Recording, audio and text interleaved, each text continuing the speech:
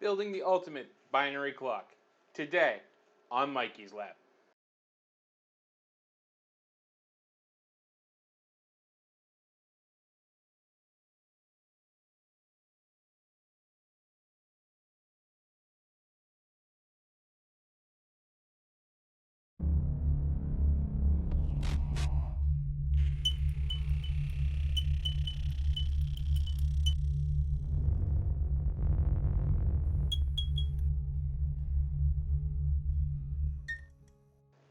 Hi, and welcome back to the lab. And if you haven't already, go ahead and hit that subscribe button down below to ensure that you stay up to date on everything we do here in the lab.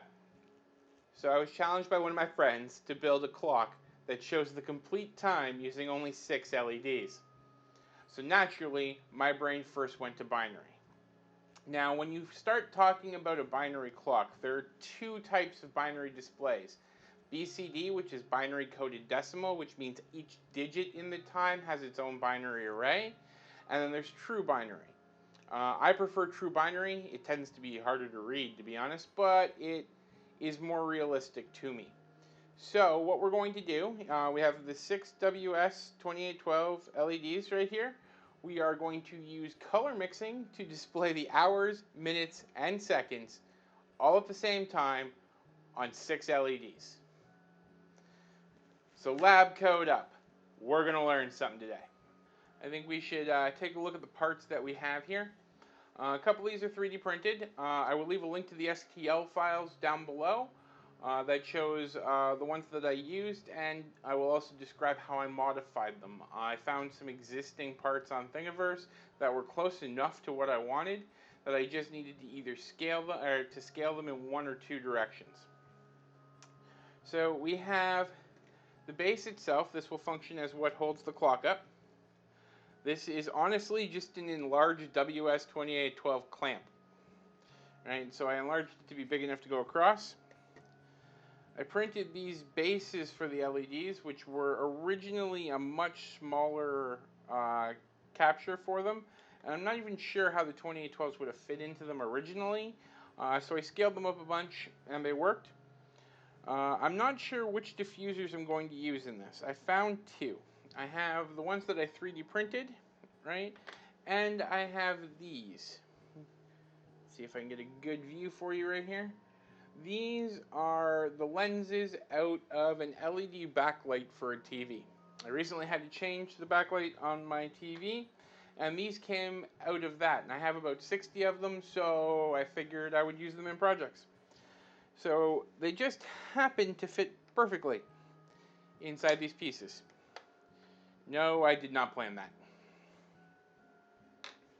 We have a NodeMCU microcontroller, because one of the things I want this clock to do is I want this clock to set itself based off of NTP time. I don't want to have to set the clock. It's going to go onto the internet, it's going to determine what time it is, and it's going to go from there. And a little enclosure for the NodeMCU itself. That way everything looks nice and neat. We have some crazy glue, a bunch of wires, the WS2812s as I've mentioned before, and we should be good to go. So the first thing I want to do is I want to work with the 3D printed base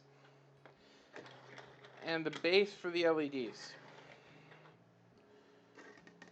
So we have the base there. What I'm going to do is I'm going to measure the base. And this ruler has a center finding function to it, which is always handy. So we look to make the measurements equal on both sides of the ruler.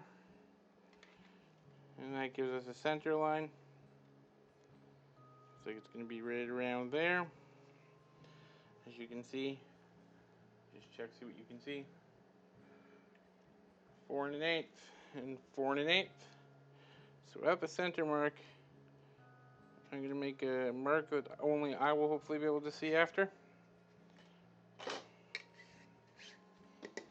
And that will help us line up these pieces appropriately.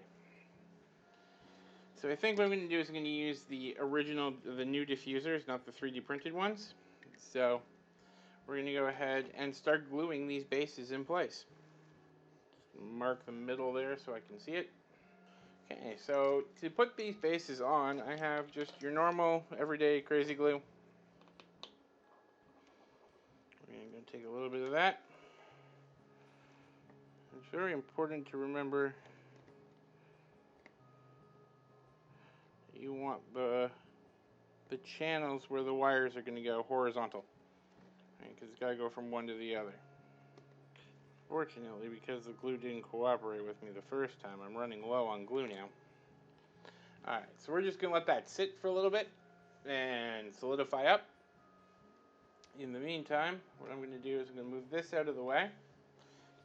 So the next stage for me is to prep the LEDs to use them. So we have our standard WS2812 individually addressable RGB LEDs. And we're just going to tin both the in and the out of all of the LEDs.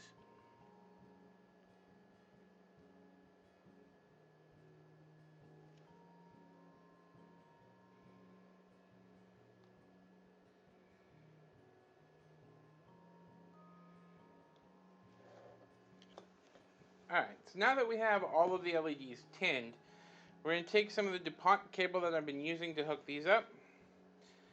You can see I left them in strands of 3 here, right, with green being ground, yellow being signal, and orange being +5. So what we want to do is I want to take my handy dandy strippers here. Oops. Take my handy dandy strippers here. Strip back a bit of the wire. Careful to make sure that we don't wind up with any shorts here between them. I like to fan them out a little bit like that. I don't know if you can see that or not, but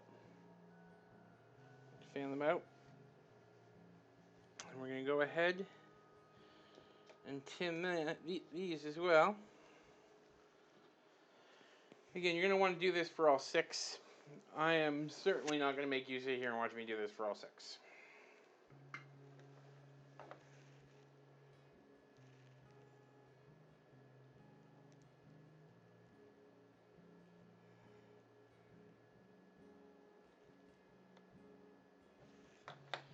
Okay.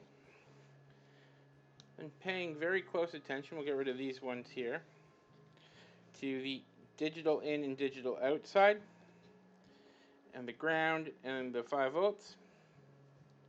And we want to wire into digital in.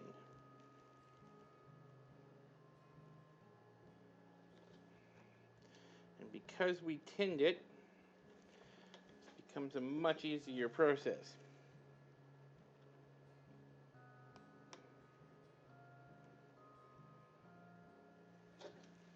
And there we go. Now we have one of these done. I need my ruler and my lens cap, which somehow got in the way here, out of the way. And we are going to continue doing the other 6. Or other 5, sorry. While I'm doing this, I'm going to plug my hot glue gun in, because anybody who's been with the channel for a while knows I hate my hot glue gun. It takes forever to heat up. Alright, so 5 of the 6 LEDs, the cabling is identical. Alright, just a short little piece that's going to go from one LED to the other. One of the LEDs needs a longer piece, like this one, because it's got to wrap around and go and be driven by the microcontroller. So we're going to do the same thing with connecting it to the LED itself, which is just to strip off a little bit of the insulation. Alright, with those awesome wire strippers that I love. And we're going to go ahead and tin the exposed wires.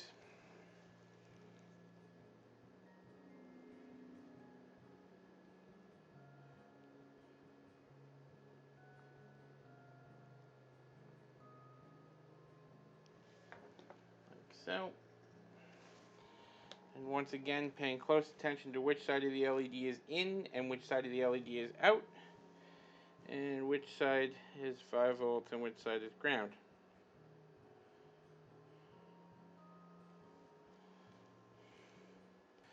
The LEDs have a little piece of paper on the back with some really bad adhesive, But if you don't take the paper off, the hot glue is going to hot glue the paper down and not the LED.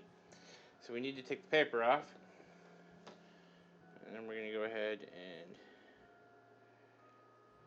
do a quick glue here. Some crazy glue on there. Or hot glue on there. Put it in the middle there. Let that kind of just settle in there. I'm going to take one of my lenses from the TV. We're going to push down on that. That should entrap the whole thing. Keep that from moving.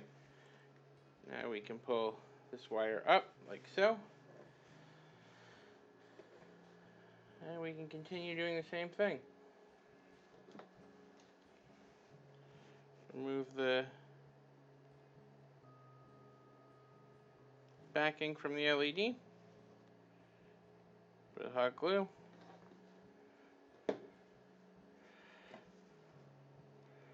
Put the LED in place.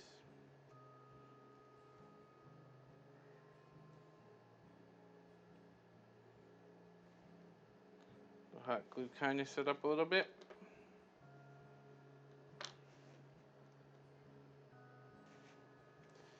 Okay, so now comes some of the interesting soldering parts of this this process, right? Because we obviously need to connect these two. So I'm just going to pull the wire back over top here, and say I want it to be about that long. Cut the wire down, and we'll grab our wire strippers. We'll strip back a small amount of that insulation. Fan it out like we did before.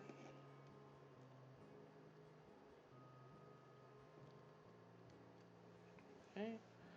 And we're going to tin those wires. And we're going to get the soldering iron into here, connecting the data out line, 5-volt line, and the ground line. And once those connections are made, what we can do is take another one of these lenses and capture that LED as well, just by squeezing that down and in there. And now we just repeat the process again and again and again. I'm not going to make you watch me. I don't know what these lenses are going to look like when it's done. All the other versions of this I built with diffusers I 3D printed. So this might be a complete and total disaster. I don't know. The wire up. Now this time we grab the one with the longer lead on it. Okay, this is the one where the wire is going to wrap around the back here and go to the microcontroller. So take a little bit of hot glue onto the back of that one. This one you might have to hold a bit longer, simply because it's got a bigger tail, so things want to pull it in different directions. Okay, and all too familiar now. We're going to measure.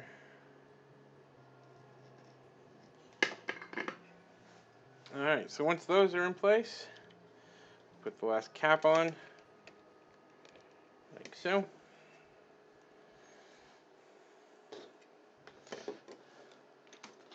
Now we are going to take our handy dandy holder here.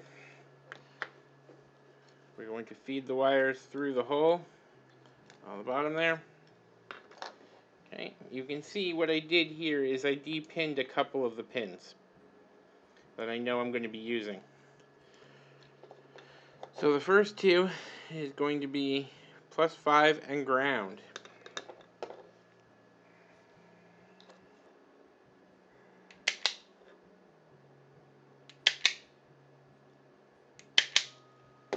Strip those wires out.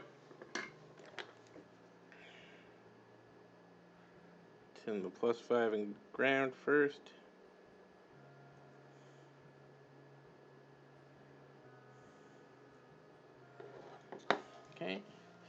confirm on here that VIN is closest to the USB port.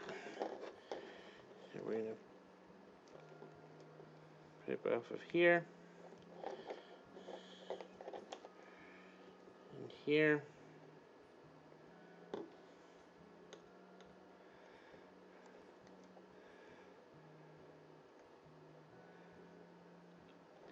Checking to make sure I didn't bridge those two. Okay. And in the source code we say D3, which is the 4th pin in over here. So it is right there.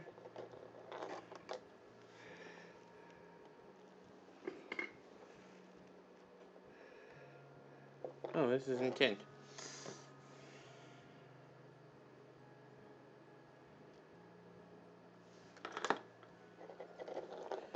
We wire it to D3.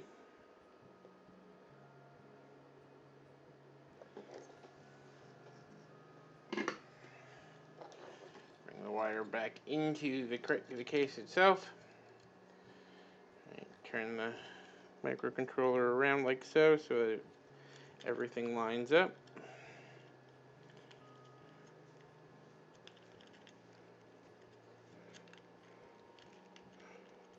Pins properly in the holder.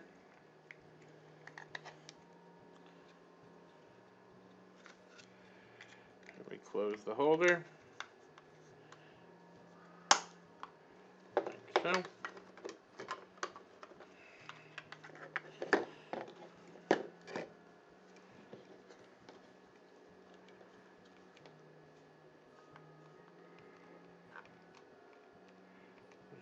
That's the hot glue on the bottom there.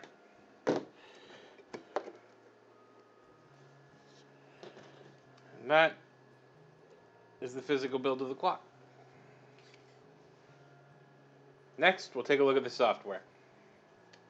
Alright, and welcome back. So now we're diving into the software section of this build. As you can see, we have completed the hardware. I chose not to go with the white domes, as you can see, because I think that these diffusers that I got out of the backlights from an LG TV, when I had to replace the backlights on my LG TV, produce a beautiful effect. They're acting kind of like prisms and breaking the light into its components. When it hits anything that's around it, it produces a beautiful rainbow. I think these are awesome. I did find a place to buy them online. I will link that down below. So let's just dive into the code. Really couldn't be a simpler program. There's only 103 lines of code. So let's just dive right in. First thing we do is we include the NeoPixel library. If you've been with us for any of our other individually addressable LED projects, you know that allows us to talk to each individual LED in a very sane manner and allows us to not have to program a lot of it ourselves. The NTP client, one of the requirements that I had for this project was that I wanted the clock to be self-setting. So what this does is when the clock boots up, it connects to the Wi-Fi that it's programmed to connect to, and it goes out to the internet, and it asks the internet what time it is. The NTP library then stores that value for up to a minute, calculating the seconds based off of the millis command underneath it. If you ever wonder what the library is doing, you can always take a look inside the library, and it will show you. That's how I determined how it works. And the next library we bring in, or header we bring in, is the ESP8266 Wi-Fi library. This is the stack that allows this to connect to a Wi-Fi and be able to talk to the internet. And then the UDP library. Since NTP uses the UDP protocol as opposed to the TCP protocol, UDP is required for this, so we just include it. Now we've got a bunch of defines. The global define for this project is the update delay. I have it set to 1000, which means it's going to update every second. But if you look at the library behind it, the library only goes to the internet every minute. So while we get a new time every second, we're only hitting the NTP server every minute. We have an NTP UTC offset. Now what this is a bit of a magic number. The NTP library needs to know what your current offset from UTC is. So the NTP just returns the universal time constant for the world at this point, and we know that our offset is currently -4, so we need to go -4 times 60 times 60 to get the offset value from current UTC, which gives us negative 14,400 for where I am in the world. Wherever you are in the world, you're going to have to come up with a different value. Then the LED defines is pin D3. You saw me solder the signal wire to that. Number of LEDs is 6 because 1, 2, 3, 4, 5, 6. We're showing a complete time simultaneously using only 6 LEDs. We set the brightness to the maximum brightness. These will be blurred out, but this is your SSID and the password for your wireless. So we create a couple of globals here. First global we create is the UDP object for us to speak UDP over the Wi-Fi. The next one is the time client. Okay, in the time client's constructor, we specify the UDP object because that's what it uses to communicate. We say that we want to go to pool.ntp.org, which is the main server of ntp.org, the network time constant people. And we feed it that magic number offset that we had before so that we know what we're getting back. The next is the neopixel, right? Same initialization that we always do. Big one just to remember is the number of LEDs and the LED pin. Now, something I did here that I haven't really done in the past, I defined colors because I found myself using the color function for this strip quite often, and I'm like, it seems inefficient. So I'm storing red, green, and blue and off as uint32. Right, which is what strip.color returns. As you can see, one of the things I did here that you might want to do too is I decreased the intensity of the red and the green. Both of these are a lot more intense than the blue. Blue takes a lot more forward voltage to light, so it wound up kind of washing out the blue. I found using 200 for the red, 225 for the green, and 255 for the blue gave a nice even color approach. So as the program executes, the first thing that we do is we set up serial. This was done for troubleshooting. We don't necessarily need to leave it in place. I usually do for troubleshooting later on. So we set it to 115200, and then we initialize the strip. Okay, so if we go to the init strip function, you'll see that the first thing we do is we set the brightness of the strip. We tell the strip to begin. And then we iterate through the strip, all 6 LEDs, telling them to be off. Then we tell the strip to show that. So it turns all the LEDs off on the start. And then obviously we return back to setup, and we get into init Wi-Fi. I like to do this with all of my projects that use LEDs and Wi-Fi. I set the strip to red, right? Strip solid color red, which if we go down to that function down here, you'll see that it just iterates through all of the LEDs that are in the strip and sets them to that color.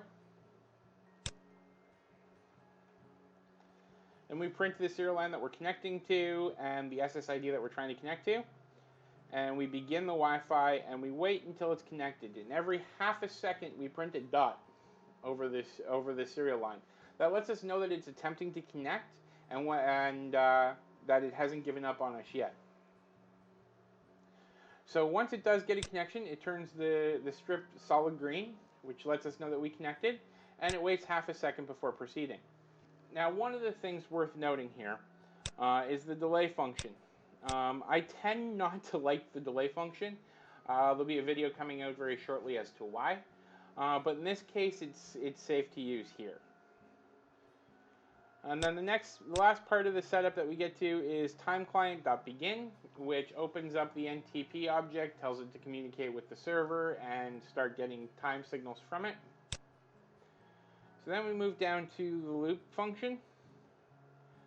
And in the loop function, what we do is, the first thing we do is define an unsigned long, which is last run, which is the milliseconds of the last time we ran through this loop.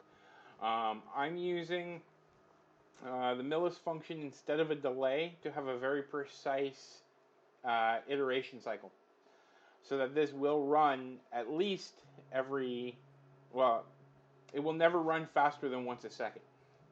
Right? Watch the video on why delays are bad, which should be coming out in about a week, to understand more about why I don't just use a delay here. So first thing we do is we ask the time client to update, and then we spit out over serial what the current time is. And we enter a function called showTime, which, as you might guess, shows the time. Right? And what showTime does, this is the one that's got some traps for new players. Showtime iterates through every single pixel that there is and sets the color. So we call this a strip set pixel color into the pixel number. Okay, now here is a little bit of the weird part of this. This function right here uses a bunch of stuff that needs to be explained. Okay? Strip color just defines the color that this particular pixel is supposed to be. And if we generate inside here, what we have here is a bunch of interesting stuff. We have a bitwise operator that probably needs to be explained, right? And we have a question mark and a colon. And if you're not a programmer, these are probably weird to you. Okay, so let's break out the question mark and the colon first. Whenever you see this pair, what this means is we need to evaluate this statement, and if it's true, we return this value. If it's false, we return this value. Okay, so what we're doing here is we're bit shifting a 1 into a variable that we can then compare against the current seconds to find out if this should be on or off. Give me a second. I'm going to try to explain this a little better. Alright. So let's say we have 17 minutes that we need to display, or 17 seconds that we need to display in this point. So we have 1 1, 0 2s, 0 4s, 0 8s, 1 16, 0 32s, and 0 64s.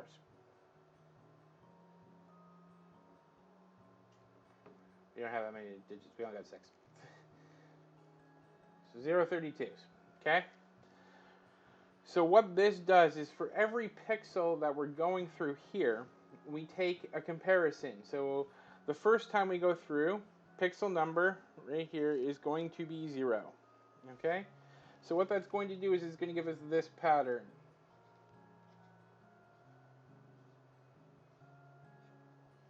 And when we AND those together, this winds up being a 0. Okay, so this results in a false. Okay? So what's going to happen at that point is we write a 0 out. So the next iteration through, let me grab something to erase this display with. Next iteration through, when we're looking at the next digit to turn on or off, right, we're shifting the 1 in by 1.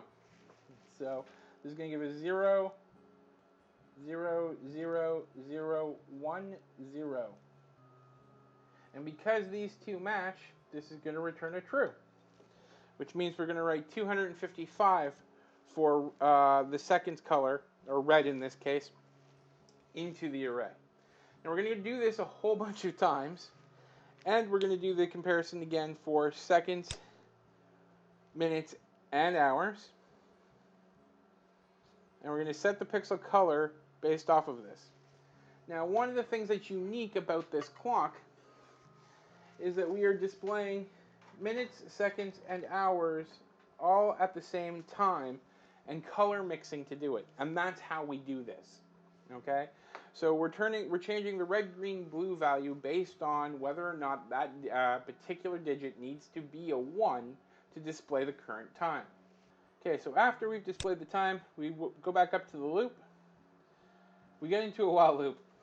While last run plus the update delay that we've set is greater than the milliseconds currently where we are, we stay in this loop. So we don't do anything, we just iterate through, but we don't block the processor. You can always put extra stuff that you wanted to do in here while it's waiting before it should go back and update again. One of the things to remember is if the steps inside of this take longer than the delay, you may not get an execution as fast as you want, but you can set a minimum speed at this point with this technique. And that is pretty much all there is to the software for this clock. I found the project amazing. If you want a tutorial on how to read binary clocks, and specifically how to read this one, I'll be more than happy to do that. Leave it in the comments down below. In the meantime, if you haven't already, hit that subscribe button. If you like this type of thing, hit that like button. Thank you for joining me in the lab, and we will speak again soon.